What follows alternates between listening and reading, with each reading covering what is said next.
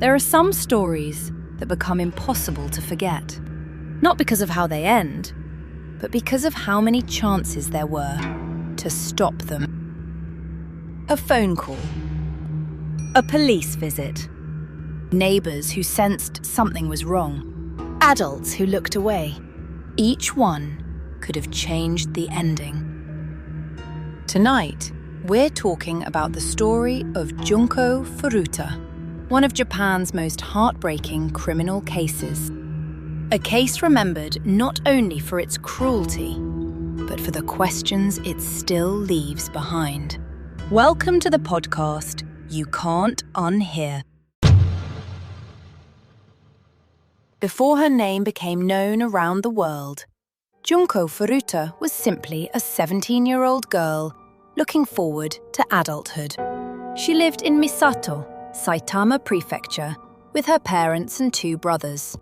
Friends described her as kind, responsible, and hardworking. She attended Yashio Minami High School, worked part-time after classes, and had already secured employment at an electronics company after graduation. By all accounts, her future looked bright.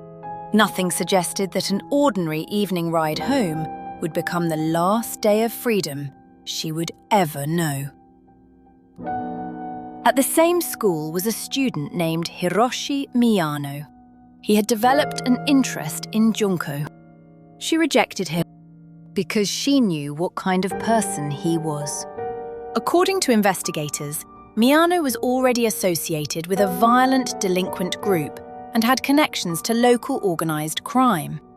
Rather than accepting her decision, he became determined to retaliate.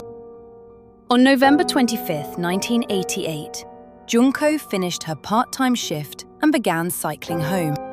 She never made it. Investigators later determined that Miyano and another teenager staged an encounter along her route.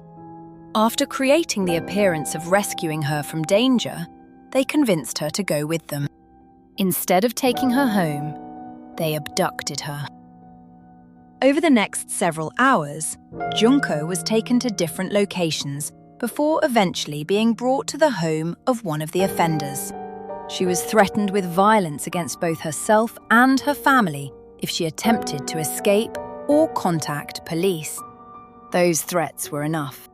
She complied, hoping she might survive if she followed instructions. 2 days later, her parents reported her missing. But while in captivity, Junko was forced to telephone home. She told her mother she was staying with friends and asked her not to worry. Believing her daughter was safe, the family withdrew the missing person report. It was a heartbreaking decision, made without knowing the truth. The house where Junko was held became the center of one of Japan's longest-known captivity cases. For 44 days, she was prevented from leaving.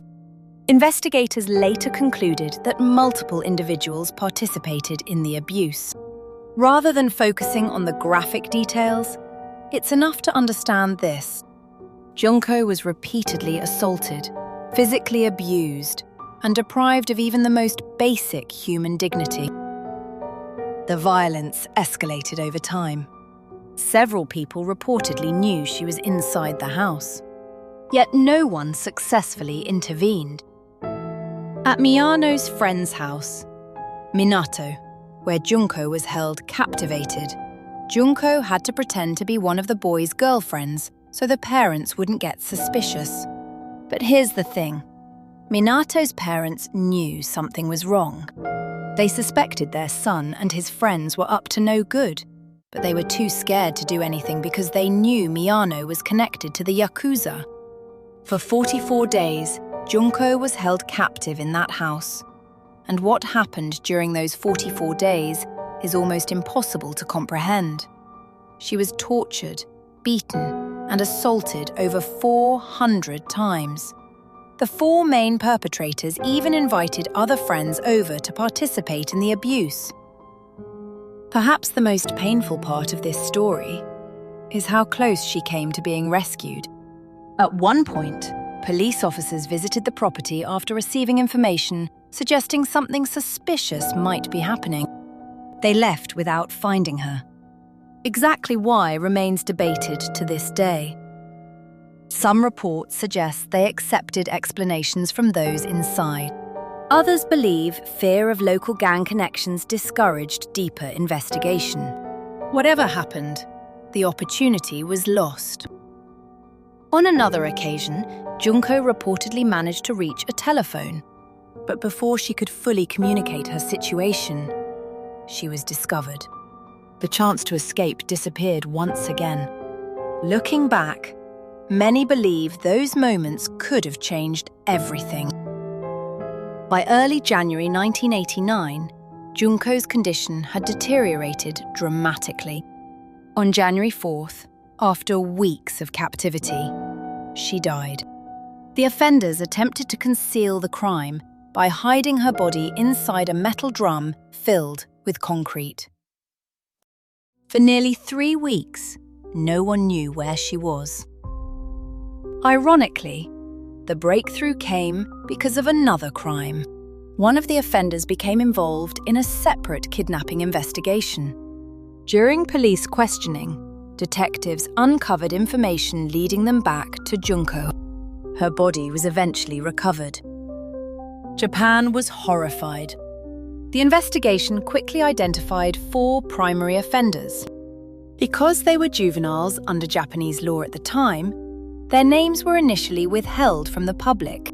However, their identities were later widely reported by magazines and newspapers. Prosecutors charged the group with kidnapping, sexual assault, and crimes resulting in Junko's death. The trial attracted enormous public attention. Families across Japan followed every development.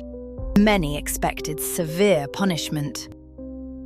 Instead, the sentences shocked the nation.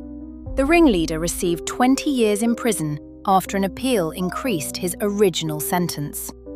Another received between 5 and 9 years, before later receiving a longer sentence on appeal.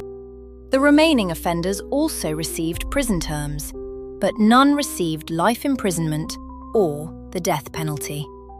Because they had been juveniles when the crimes occurred, Japanese law limited the available sentences.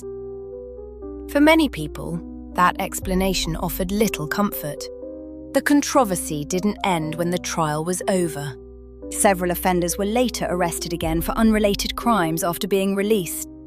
One committed violent offences. Another faced fraud allegations. Each new arrest reignited public anger.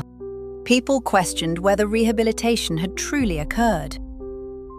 Junko's family, meanwhile, continued living with a loss that no sentence could ever repair. The case also forced Japan to confront uncomfortable questions. How could a teenager disappear for 44 days while remaining inside an ordinary residential neighborhood? Why didn't more adults intervene? Could police have done more during those early opportunities? And should the juvenile justice system treat crimes of this magnitude differently? Many legal scholars believe the case contributed to growing public pressure for reforms in Japan's juvenile justice laws. In the years that followed, Japan revised aspects of how serious crimes committed by minors are prosecuted. While no law can undo what happened, the case became one of several catalysts for national discussion about accountability and victim protection. Today, more than 3 decades later, Junko Furuta's story continues to be remembered. Not because people want to revisit tragedy, but because they refuse to let her be forgotten. Her case reminds us that extraordinary evil doesn't always happen in abandoned buildings or distant places. Sometimes it happens in ordinary neighborhoods where warning signs are overlooked, where fear keeps people silent, and where one decision to intervene or not intervene can change someone's entire life. Junko had dreams. She had plans. She had a future waiting for her. Those are the things worth remembering most.